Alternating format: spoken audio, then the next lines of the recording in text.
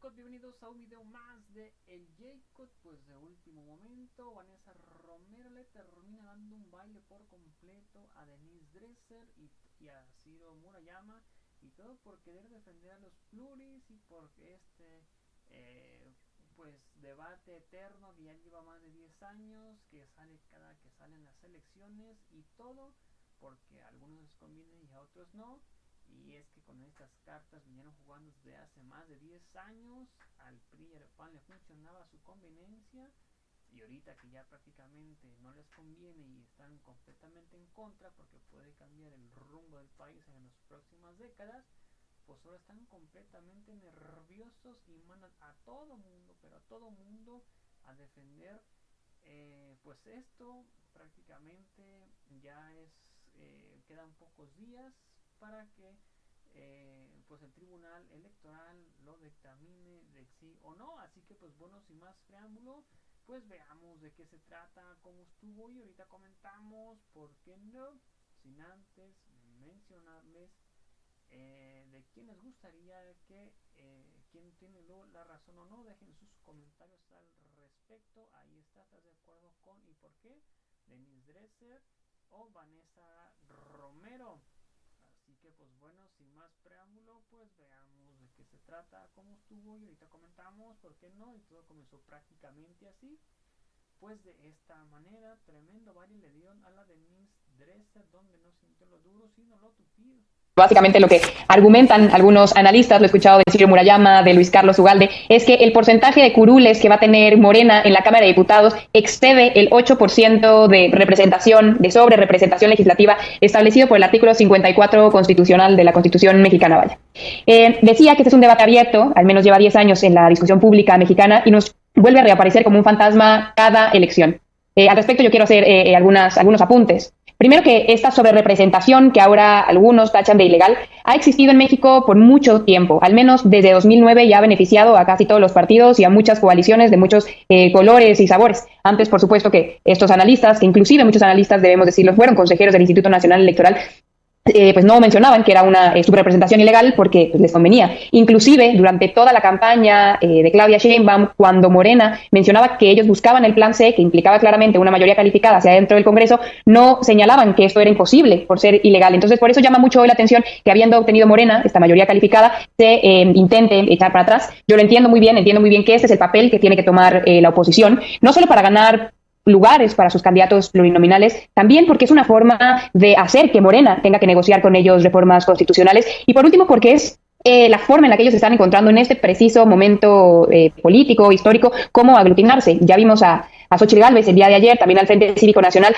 señalar que están convocando a un mitin, a una congregación, para manifestarse en frente de las autoridades electorales para que resuelvan en los términos que ellos les conviene, que es básicamente eliminar diputados de representación plurinominales, de representación proporcional para Morena, para el PT, para el Verde. Lo que hoy sabemos en términos estrictamente legales, digamos, eliminando todo aspecto político, filias, fobias, lo que hoy sabemos en términos estrictamente jurídicos de lo que dice la Constitución, lo que dicen las leyes reglamentarias y lo que ha dicho la autoridad electoral en resoluciones a partir del 2009, es que Morena, PT y el Verde no pueden ser analizados como una coalición. Tienen que ser analizados su representación, su sobrerepresentación por partido político, y por una razón muy simple, porque estos tres partidos fueron una alianza electoral, pero no son una fuerza política perpetua. Nada garantiza que esa alianza electoral que hoy existe y que les funcionó también para esta elección exista durante todo el sexenio. Así es como está pensado el artículo 54 constitucional, que no me quiero poner más técnica por ahora. Si quieres, le entramos al análisis de cómo estaba redactado en tiempos de el COFIPE, en tiempos de la modificación de este artículo 54 constitucional. Pero lo cierto es que hoy los analistas opositores no tienen muchos argumentos, de nuevo, técnicos, para señalar por qué debería la autoridad electoral resolver diferente a como lo ha hecho en otras elecciones a partir del 2009.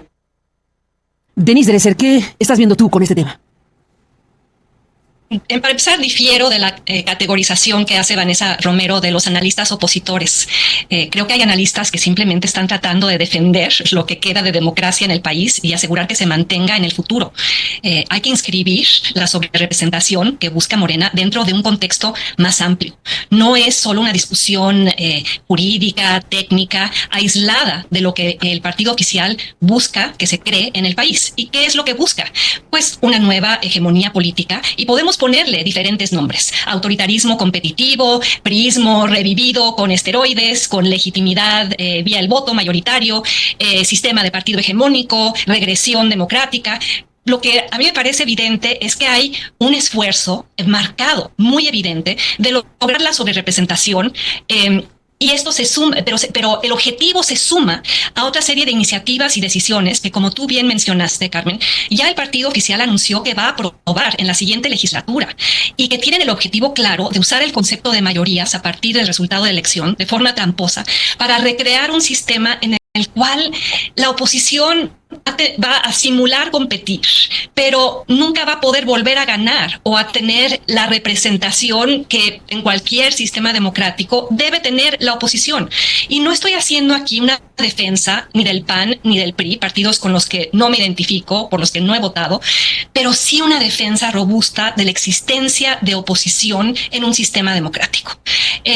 Un sistema en el cual un partido, el partido mayoritario, hace lo que puede sin resistencias y que busca el control de absolutamente todo, que es de lo que se ha tratado el plan C, y creo que Morena y el gobierno y el presidente han sido explícitos en torno a eso, es tener el dominio de todo el andamiaje institucional, eliminar cualquier asomo de contrapesos, concentrar el poder en el poder ejecutivo, que el ejecutivo intervenga en los procesos electorales. Lo hemos visto en estos días recientes con la secretaria de Gobernación apareciendo en la mañanera, haciendo un argumento netamente político a favor de la representación. Es algo que no habíamos visto desde los 90s, cuando lo que se buscó precisamente fue sacar al Poder Ejecutivo de los procesos electorales. A mí me parece que Luisa María Alcalde se está comportando como lo que en algún momento fuera Manuel Bartlett, un miembro del Poder Ejecutivo interviniendo constantemente de manera política a favor del partido dominante. Y esto se suma a un proceso que se va a remarcar si es que se conforma vía la sobrerepresentación una mayoría legislativa de Morena en el Congreso, que es proseguir con la militarización galopante del país y construyendo un poder fáctico con el cual este presidente se ha aliado y que tiene consecuencias, creo que muy perniciosas. Espero que las podamos discutir en cuanto a la postura que ha asumido el presidente con respecto al tema de Ayotzinapa. ¿Por qué es preocupante esto? En un libro que me parece definitorio para nuestros tiempos, Ziblatt y Levitsky lo titularon ¿Cómo mueren las democracias? Habla de cómo las democracias contemporáneas hoy están bajo ataque por partidos democráticamente electos, por presidentes democráticamente electos que pierden el sentido de lo que ellos llaman forbearance. ¿Y qué es forbearance? Es romper el principio de autocontrol, de autocontención. Es ignorar que en este momento eres mayoría, pero puedes dejar de serlo en el futuro y que las reglas que estás creando hoy quizá no sean ventajosas para ti en el futuro. Morena está cambiando reglas como si no fuera a perder nunca el poder.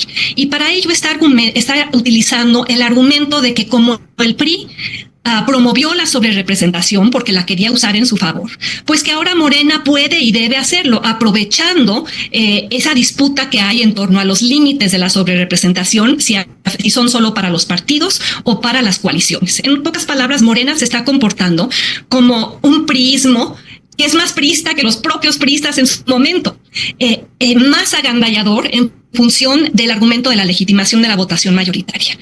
Y me remito me parece que es el mejor argumento que ha presentado un analista, y no lo voy a llamar analista opositor, lo voy a llamar simplemente uno de los mejores abogados constitucionalistas de este país, que por cierto nunca ha sido consejero del INE, y usar ese argumento para descalificar la postura de alguien me parece intelectualmente tramposo. Yo ahí le pediría a Vanessa que no debilitara su argumento en función de una descalificación ad hominem. Y me refiero al argumento de Pedro Salazar. Él dice que hay argumentos jurídicos, no argumentos políticos, en los cuales se puede basar tanto el INE como el Tribunal Electoral para analizar la sobrerepresentación, y que hay que analizarlo con una perspectiva histórica. La perspectiva histórica de para qué se creó, pues para asegurar la pluralidad política, para asegurar que la oposición siempre tuviera representación, para no aniquilar a la oposición. Hoy la oposición es el PRI y el PAN, pero en el futuro la oposición podría ser Morena, a menos de que cambien todas las reglas para permanecer indefinidamente en el poder, cambiando las reglas a modo. Salazar argumenta que hay que mirar el artículo 45 constitucional con una visión teleológica, que es evitar la sobrerepresentación de una sola fuerza política. Hay que mirarlo desde una perspectiva garantista, que se garanticen los derechos de las minorías políticas. Hoy las minorías políticas son el PAN y el PRI y Movimiento Ciudadano. Eventualmente podría ser Morena. Las leyes no deben hacerse en función de garantizar el éxito político de quien está en el poder en ese momento. Y finalmente, Pedro Salazar dice, hay que analizar ese artículo de manera sistemática, cómo se entrelaza con otras disposiciones constitucionales que hacen plausible y digamos, predecible la democracia a futuro. El tope del 8%, según él, aplica para partidos y para coaliciones por la visión histórica con la cual se buscó crear este artículo, para asegurar la pluralidad política, para no intentar eliminarla, que me parece que es el objetivo final y estrictamente político, no constitucional, por parte de Morena y del presidente en este momento, Carmen. Vanessa Romero, ¿qué dices al respecto de todo esto? Denise habla de autoritarismo legitimado mediante el voto mayoritario y de las mayorías como un concepto. Aquí nada más quiero que seamos muy cuidadosos porque precisamente las reformas que le preocupan a Denise y las que equipara a autoritarismo son aquellas por las que votó la mayoría de la gente. Entonces, no sé qué otra legitimidad podrían tener un paquete de reformas que un voto así de masivo. Segundo, se está considerando una sobrerepresentación legislativa a partir precisamente de ese número de votos, que fue más o menos 56% del electorado. Y ojo, no del número de distritos electorales que ganó Morena, que fue el 85% del país. Si lo viéramos desde esa perspectiva, Morena no está sobrerepresentado. Morena y aliados estarían subrepresentados en el país. Básicamente es así porque en nuestro país tenemos un sistema mixto. Siguiente, el argumento no es que el PRI fomentó la sobrerepresentación y por eso también debería aplicarle a Morena. El argumento es eminentemente legal. Entraron a unas elecciones con unas reglas del juego perfectamente claras en cuanto a la redacción del artículo constitucional, perfectamente claras en cuanto a la jurisprudencia en materia electoral, y después de jugado el partido quieren cambiarlas. Se dice que el PRI, y no solo el PRI, u otros partidos, el Verde incluido, se han beneficiado de la subrepresentación legislativa únicamente para demostrar la hipocresía que envuelve al argumento, no porque ese sea el argumento mismo. Y por lo que hace a Ciro Murayama, y ojo que no utilizo el cargo que Ciro Murayama tuvo como consejero electoral, sino para señalar que él es un experto en la materia. Entonces no hay posibilidad de muchas confusiones en sus análisis. Cuando él estaba dentro del INE, y esto es en su defensa, cuando él estaba dentro del INE, él intentó modificar el criterio de la sobrerepresentación legislativa. También estaba Lorenzo Córdoba, y no pasó ese acuerdo por mayoría. Entonces, es verdad que han existido esfuerzos de muchos colores, también para modificar, para regular de forma diferente la sobrerepresentación legislativa, y no ha sido posible. Ahora, por lo que hace a los argumentos de Pedro Salazar, los conozco esta interpretación que él hace del artículo constitucional. Él dice que la autoridad electoral tendría que hacer una interpretación histórica del 54 constitucional, mirando los orígenes del artículo. En sus orígenes, el artículo 54 constitucional estaba como hoy está redactado, que dice: en ningún caso un partido político podrá contar con un número de diputados, por ambos principios, que representen un porcentaje del total de la Cámara que exceden 8 puntos. Y repito la primera parte del artículo: en ningún caso un partido político. La argumentación que comentan Ciro Murayama, Luis Carlos Ugalde, es que este artículo tiene que ser interpretado de forma complementaria con un artículo que en su momento estaba vigente en el COFIP, en el Código de Procedimientos e Instituciones Electorales, que efectivamente asimilaba las coaliciones con los partidos políticos. El hecho es que ese artículo está derogado desde el 2008. Entonces, esta interpretación histórica, que llama Pedro Salazar, invitaría a la autoridad electoral a resolver una controversia actual vigente con un artículo derogado.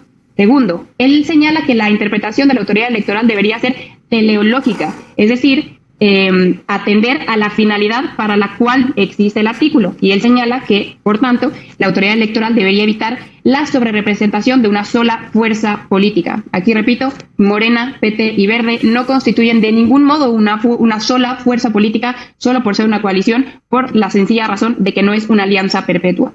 Tercero, Pedro Salazar señala que la autoridad electoral debe tener una interpretación garantista, es decir, mirar por los derechos políticos de las minorías. Pues esa es una asunción por parte de Pedro Salazar, porque también una interpretación garantista es respetar los derechos políticos de Morena, PT y Verde y de todos los votantes, del 85% de los distritos electorales, de respetar las reglas del juego del día de la votación. Y por último, él señala que la autoridad electoral debe hacer una interpretación sistemática que mira al 54 constitucional a la luz de todo el sistema jurídico. Me parece que aquí no hay mayor argumento por su parte. Si pedimos una argumentación sistemática por parte de la autoridad electoral, tendrán que ver que el artículo en el cual se basan para asimilar una coalición y un partido está hoy derogado. Denise, para cerrar este bloque, ¿qué dices? Sí, creo que no encuentro hipocresía mayor que ahora quienes defienden la sobrerepresentación de Morena llamen a la autoridad electoral a respetar los votos por el Partido Verde. Ahora resulta que el Partido Verde es emblemático de la democracia mexicana y un perfecto acompañante de Morena. Una de las razones por las que estamos en las que estamos es precisamente porque un gran error de la autoridad electoral fue no quitarle el registro al Partido Verde. Y eso permitió que Morena en esta elección hiciera toda una serie de chanchullos vía las coaliciones para que ahora puedan argumentar que quienes votaron por el Verde también estaban en realidad votando por Morena. Y un segundo acto de hipocresía mayor es negar el hecho de que el presidente López Obrador, cuando era opositor, argumentaba en contra de la sobrerepresentación precisamente porque cuando eres opositor estás objetando que la mayoría tuerza las reglas electorales a conveniencia para darse más poder del que le dieron en las urnas. Y el argumento de que la población votó mayoritariamente por una serie de cosas, las encuestas demuestran que muchas personas no sabían por lo que estaban votando. Votaron, sí, claro, por Andrés Manuel López Obrador, por su popularidad, por los programas sociales, pero no tienen la menor idea de qué es la reforma jurídica, por ejemplo. Llamemos a las cosas por su nombre. Evidentemente estoy preocupada por el surgimiento de un autoritarismo competitivo disfrazado de mayorías electorales que cambian las reglas. Denise, ¿cómo es ese concepto? A ver, autoritarismo competitivo, ¿qué es esto? Competitivo, autoritarismo competitivo, también Zivlak y Levitsky, muy conocido dentro del ámbito de la ciencia política. ¿Qué significa? Es un sistema muy similar al que había bajo el viejo PRI, en el viejo régimen. Y por eso ahora vemos cómo se está tratando de reconstituir eso. El plan C, que Morena ha dicho que va a aprobar, al margen de todos los foros de consulta, los debates, ese plan C incluye una reforma judicial que entraña el control del partido mayoritario sobre el andamiaje del Poder Judicial. Entraña la eliminación de plurinominales, que históricamente, ¿qué se buscó con las plurinominales? Y hagamos un ejercicio honesto de interpretación histórica. Eso surge del imperativo de darle vitalidad y representación a los opositores cuando tienes un sistema de partido mayoritario. Precisamente eso era lo que buscaba el PRD y la izquierda cuando negociaron esas reformas en los 90s. ¿Qué hace el autoritarismo competitivo? Permite que haya elecciones, pero cambia las reglas de tal manera que la oposición no puede volver a ganar. ¿Y a qué me refiero con la parte autoritaria? Está ahí contenida explícitamente en el plan C, que entraña la eliminación de cualquier contrapeso. Entraña la eliminación del imperativo de rendir cuentas vía transparencia, porque entraña la eliminación del INAI.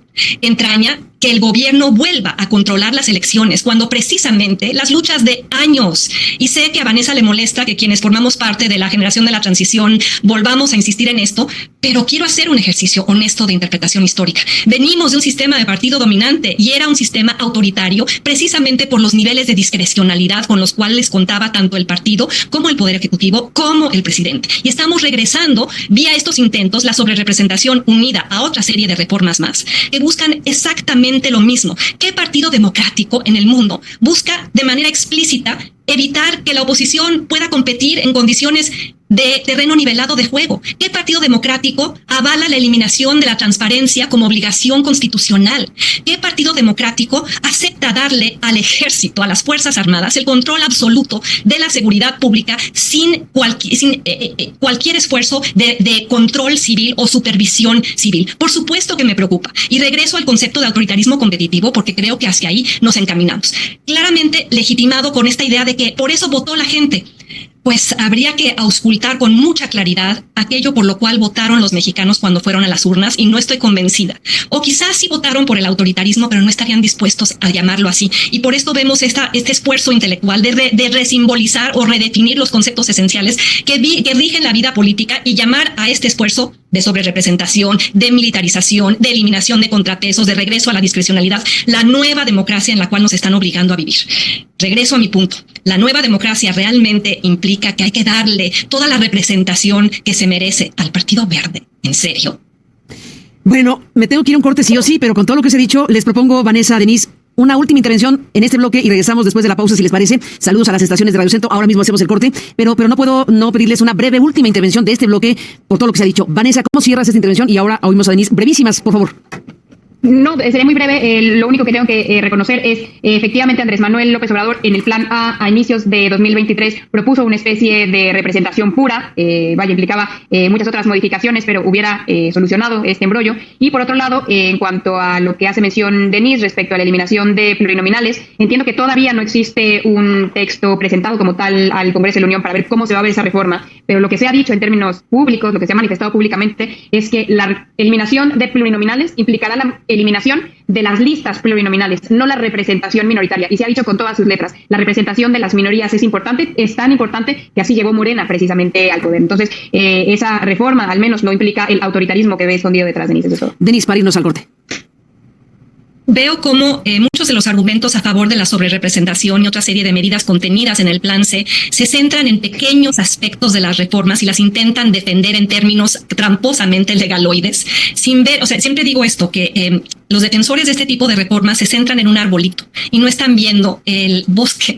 Y si unimos todos los puntos de lo que Morena está intentando hacer, contenidos en el Plan C, me parecen en su esencia, en su finalidad, en su objetivo, claramente antidemocráticos. Esto no es lo que sucede en otras democracias. No vemos democracias funcionales reconocidas como tales. No vemos el objetivo claro de limitar la capacidad de competir en términos equitativos por parte de la oposición. No vemos a un presidente que traiciona a las víctimas, por ejemplo, en el caso de Ayotzinapa, por su alianza con el ejército, y el Plan C busca cimentar eso constitucionalmente. No vemos a un partido mayoritario que busca hacer cambios constitucionales, creando artificialmente una mayoría que no le dieron las urnas. Y no vemos a partidos democráticos que tienen mayorías, cambiando la Constitución y las reglas para quedarse en el poder. Por eso regreso al principio de autocontención. Hoy estamos sujetos a la voluntad de autocontención de una fuerza política que no la está demostrando. Al contrario, dice que va a ejercer sus mayorías. Si hubieran ganado el voto mayoritario, digamos, sin tener que estar peleando la batalla de la sobrerepresentación, yo lo concedería. Pero ver este tipo de trampas simplemente revela el talante autoritario detrás de mucho de lo que se está buscando hacer. Y ojalá tuviéramos la capacidad de llamarlo por su nombre y recordar siempre de dónde venimos y por qué sería fundamental no regresar ahí. Aquí dejamos esta parte, la discusión, como bien se puede apreciar, está intensa. Déjenme, Vanessa, Denise, hacer una pausa y regresamos. Y regresamos con otro gran asunto que propone Vanessa con toda razón, que propone Denise con toda razón. De la sobrerepresentación lo propuso Vanessa con toda intención de discutir esto que es tan intenso. Pero después de la pausa está otro asunto de enorme importancia, que es el documento que se publicó el sábado en la jornada sobre lo que AMLO le dice a las madres y padres de los chicos de Ayotzinapa. Bueno, estamos de regreso esta mañana con Vanessa Romero y con Denise Dresser, a las dos. Gracias de nuevo por estar acá. Y bueno, pues hemos recibido muchos mensajes de lo que están aquí ustedes planteando. Déjenme solamente detener, antes de ir al tema Ayotzinapa, que también hay mucha información al respecto, pero déjenme, Denise, Vanessa, detener un momento, porque nos envía un mensaje el doctor Jorge Alcocer, que es una de las figuras que ha estado de manera central debatiendo el tema de la sobrerepresentación y tiene el buen gusto de estar escuchando este debate y esta discusión. Así que saludos a Jorge, que está escuchando la discusión entre Vanessa y Denise, y nos dice que nunca de 1988 a 2021 un partido o coalición había alcanzado más de 300 diputados por ambos principios, ni había tenido 20 puntos de sobrerepresentación, que no hay precedente. Y bueno, pues la idea es, dice, que se lea la fracción 1 del artículo 54 constitucional y que también se lea la última iniciativa electoral de AMLO, que sí propone eliminar los plurinominales. Esto nos envía Jorge Alcocer, que se suma a lo que aquí se discutió hace unos minutos en el bloque anterior. Y también agrego lo que nos envía Xóchitl Gálvez. Hace rato entrevistamos a Xóchitl Gálvez respecto a su reacción del proyecto de los 2 magistrados que va a tener que discutir el Tribunal Electoral para la calificación de la elección. Y Xóchitl Gálvez, dentro de las cosas que aquí dijo, es que ella plantea que debería hacerse juicio político al presidente de la República y después darle vista al Ministerio Público por las conductas que afirmó cometió López Obrador durante la elección. Y nos envía Xóchitl Gálvez que nos manda el artículo 108 para que le demos lectura como agregado a la entrevista que nos dio. Y dice el artículo 108 de la Constitución: durante el tiempo de su encargo, el presidente de la República podrá ser imputado y juzgado por traición a la patria, hechos de corrupción, delitos electorales y todos aquellos delitos por los que podría ser enjuiciado cualquier ciudadano o ciudadana. Así que bueno, esto es lo que quiso agregar Xóchitl Gálvez del artículo 108 y dejamos también esta parte para en otro momento seguir discutiendo el asunto. Denise y Vanessa, hagamos un giro de 180 grados y detengámonos en un documento que el presidente de la República entregó a las familias de los jóvenes desaparecidos de Ayotzinapa. Lo dio a conocer la jornada el sábado pasado y se ha abierto una discusión al respecto de lo que dice el presidente sobre este tema. Hemos recibido también la información de la respuesta de los padres y madres de Ayotzinapa al reporte de AMLO. Y ya el presidente de la República esta mañana también dijo algo al respecto. En su conferencia matutina dijo lo siguiente. Y acerca de temas como el de Ayotzinapa. ¿Cómo cierras esta mesa con tu intervención sobre pues lo que está sucediendo, lo que dice el presidente en el documento, lo que dicen los padres de familia, lo que dice la información, lo que dices tú sobre el tema? En primer lugar, quisiera manifestar mi solidaridad y acompañamiento de siempre a los padres de los 43 y a aquellos que valientemente siguen apoyándolos por congruencia democrática y quienes siguen insistiendo que fue el Estado y como tal habría que castigar a los elementos del Estado que participaron en su desaparición. Y ha sido curioso, por decirlo así, ver cómo si Enrique Peña Nieto se había consagrado como el artífice de la mentirosa verdad histórica, el presidente López Obrador lo ha superado en su posicionamiento, no solo en la carta abierta, sino de hoy, el presidente López Obrador, quien fuera en otros tiempos luchador social y defensor de algunas de las mejores causas en este país, ahora está defendiendo a las peores. En su carta pública y nuevamente en lo que reitera hoy, absuelve a las Fuerzas Armadas, respalda al general Cienfuegos, inventa una intriga internacional en su contra y ataca a las verdaderas víctimas, a aquellas a quienes les juró verdad, justicia y garantía de no repetición. Y para el presidente, entonces, los enemigos no son los narcocriminales coludidos con las fuerzas del Estado, no es el Batallón 27, no es la Marina, que actuó en condiciones que aún no ha explicado en el basurero de Cocula. Los enemigos ahora resultan ser los defensores de derechos humanos, el Centro Pro. Estos son los cómplices que ahora el presidente presenta como sus verdaderos adversarios, incluyendo a los miembros del grupo interdisciplinario de expertos independientes. Es como si el presidente no hubiera leído los 6 informes que presentó ese grupo, muy detallados, y que finalmente sus 2 últimos miembros acabaron yéndose de México por la resistencia de las Fuerzas Armadas a entregar documentos que el propio GIEI les había exigido. Y el presidente, buscando tratar de cerrar el caso, como ya lleva meses haciéndolo, ahora se envuelve en un falso nacionalismo, creando una confabulación diseñada para lastimarlo. Y qué bueno que los padres le reiteren que la víctima no es él y que está usando una serie de conjeturas y haciendo una serie de aseveraciones falsas no verificadas y que las pruebas están ahí en los reportes minuciosos del grupo interdisciplinario de expertos independientes. Ahora, ¿cómo nos explicamos o por qué está asumiendo López Obrador esta posición? Pues creo que es muy claro, porque eligió cogobernar con los de Verde Olivo, los ha constituido en un poder fáctico, enquistado ahora ya dentro del Estado. Por eso los contratos, la designación de las obras en las que están como de seguridad nacional, para que no podamos obtener transparencia sobre cómo se están adjudicando precisamente esos contratos. Por eso una aerolínea como Mexicana, consistentemente perdiendo dinero subsidiada por el Estado. Todos los caminos de Ayotzinapa conducen a una sedena con la cual el presidente va agarrado de la mano para asegurar una gobernabilidad que le conviene a él, pero que no ha sido conveniente para el país, porque ni siquiera hemos visto una reducción significativa en los niveles de violencia ni una contención del avance del control narcocriminal del territorio mexicano. El presidente hoy agrede a los padres, al Centro Pro, insisto, a la Comisión Interamericana, al mismo GIEI que él invitó a México para reabrir el caso después de que Peña Nieto básicamente los expulsara. Y hoy recula de una posición que tuvo al inicio de su administración y crea una narrativa plagada de mentiras para desacreditar un tema que antes usaba como bandera. Y lo hace, insisto, porque en las investigaciones que hizo el GIEI se iba acercando cada vez más a la verdad. Y la verdad involucra y toca al general Cienfuegos, a los suyos que siguen en puestos de poder, al secretario de la Marina y a sus operativos, quizá a Omar García Harfuch. Y la verdad, como lo ha sugerido el GIEI desde su primer informe, y ojalá el presidente le dedicara un poco de su tiempo a leer esos informes, porque ahí están las pruebas que dice él que no existen.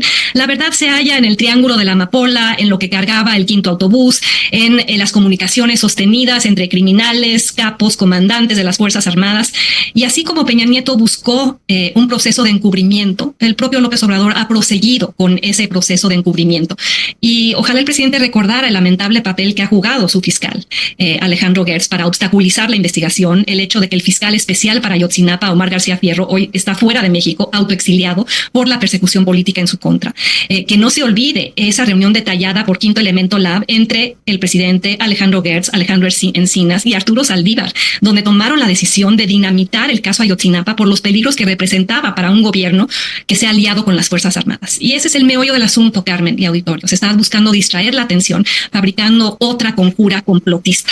Y la carta abierta de López Obrador ha generado esta tristeza, esta rabia por parte de los padres, con razón, porque se sienten traicionados. Porque alguien que publicitaba su lealtad a la verdad hoy está dispuesto a sacrificarlo en aras de proseguir esta alianza con las Fuerzas Armadas, una alianza que, reitero, quiere consolidar con el Plan C y que la Guardia Nacional quede bajo el mando de la Sedena. Y quienes verdaderamente mandan en México traen puestas botas militares, y con su posicionamiento sobre Ayotzinapa el presidente lo ha hecho más que evidente. Vanessa Romero, ¿qué dices tú en la parte final? Con esto cerramos, del caso Ayotzinapa y de todo lo que se está planteando. Primero, recordar cuál fue la promesa de campaña de Andrés Manuel López Obrador, y fue encontrar a los jóvenes vivos o muertos. Esa es la métrica de éxito, cada vez más complicada, y dejar claro que todo debajo de esa línea de flotación, todo debajo de ese parámetro es fallarle a los padres y madres de los 43 normalistas y también al electorado que votó por él con base en esa promesa de campaña. Aquí tengo más coincidencias que diferencias con Denise. Creo que la carta que envía Andrés Manuel López Obrador a la familia de los 43 estudiantes sirve para exculpar al ejército de sus responsabilidades, exculpa a militares que, respecto a los cuales abunda evidencia de su involucramiento en el caso, militares que han obstruido la investigación, militares que han litigado en contra de los funcionarios de esta propia administración que estaban realizando la investigación del caso. Abogados militares hoy están litigando en contra de ellos, que infiltraron celulares, que infiltraron comunicaciones de ese equipo por parte de la Secretaría de Gobernación. Coincido también con Denise que lo que está haciendo el presidente es sacrificar la verdad por tener un poco de gobernabilidad para lo que resta de este sexenio y para lo que queda del siguiente. Gobernabilidad y reducción de violencia. Ahí no coincido con la lectura de Denise. Ya nos dio tiempo de platicarlo, Carmen, pero bueno, ayer salía la encuesta nacional de seguridad pública, la ENSU, que mide percepción de inseguridad en áreas urbanas. Y lo que nos ha hecho la ENSU a lo largo de esta administración es que la percepción de inseguridad sí ha disminuido de forma notable en este país desde el 2018. De un 73% a un 59%. Entonces, lo que creo que está haciendo el presidente, no estoy de acuerdo, no me gusta, es intercambiar verdad por gobernabilidad. Y me parece una lástima, me parece que además es una oportunidad perdida esa carta del presidente a los padres, porque sacrifica también la oportunidad de contar lo que esta administración sí hizo por el caso Ayotzinapa. Recordemos que el crimen se comete en 2014 y a partir de ahí no existieron sino 3 años de una investigación durante el sexenio de Enrique Peña Nieto profundamente desastrosa y llena de torturas.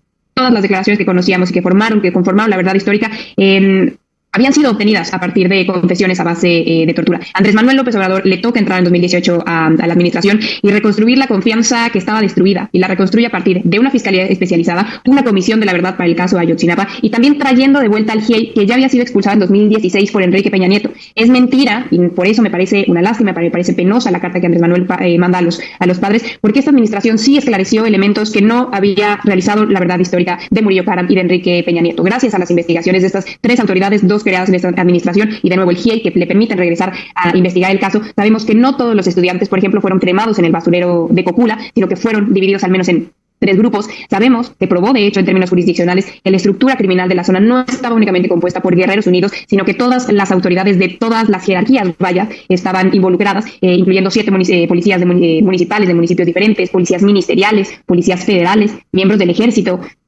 Se probó también que después de cometido el crimen, después del 27 de septiembre de 2014, diferentes autoridades no solo participaron, sino que encubrieron el caso. Entonces, no lo hago más largo, coincido mayormente con las apreciaciones de Denise. Creo que este tipo de casos, este tipo de presiones políticas a las que está teniendo que ceder Andrés Manuel López Obrador, nos deberían dar muy buenas pistas de por dónde nos tenemos que seguir protegiendo de cualquier autoridad castrense. Y eso implica ser muy cuidadosos con la reforma en materia de Guardia Nacional y cualquier reforma que implique ampliar o otorgarle otras facultades al ejército, porque habremos de cuidar no solo que cumplan sus obligaciones de rendición de cuentas, de transparencia, sino también que sean llevadas a juicio cuando este tipo de crímenes sean cometidos. Pues nos vamos con esto. A las dos, gracias por estar aquí. Seguiremos hablando. Denise, gracias y buenos días. Gracias, buenos días. Vanessa, gracias por estar aquí. Venga.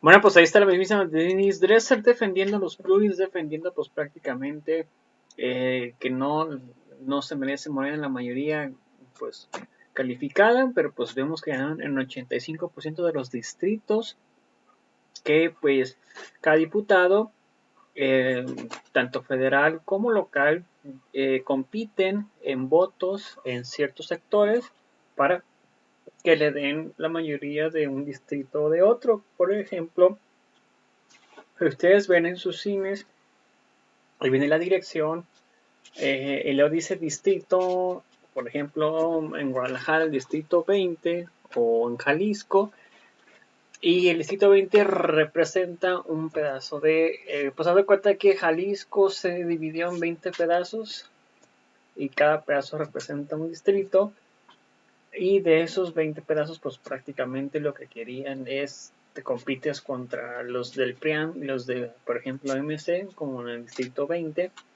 y de ahí pues gana el que tenga mayor voto. Si lo vemos así de esta manera, pues Morena no tiene sobre representación, debería de tener el 80-85 y si no es que el 90% de la Cámara de Diputados y Senadores, pero al parecer pues no fue así, llegó a como el 70 y tantos. Entonces ahí es lo que tenemos que ver, que también por la reforma que quería nuestro presidente en el 2022 no la quisieron. La gente reaccionó a esto y por eso es que se las cobró, dándole esta tremenda paliza, esta tremenda tunda a la oposición. No sé ustedes qué opinan respecto de esto. Veamos cómo quedó hasta el momento en la encuesta. Cuántos votos fueron, cuánta gente votó, y al parecer el 88% está de acuerdo con Vanessa Romero y solamente el 13% con la Denise Dresser. Así que pues bueno amigos, sin más preámbulo, pues veamos a toda la audiencia. Muchas gracias por ver el video. Recuerda, si me puedes apoyar con un like en la página de una suscripción en la de YouTube, si la puedes comentar y compartir este video para que mucha más personas nos vean, sería completamente fantástico. A toda la audiencia, gracias por ver el video. Recuerden, los invito a ver nuestro siguiente video. Hasta la próxima. Bye. Suscríbanse, comentar, compartir y difundir para que muchas más personas nos vean. Hasta la próxima.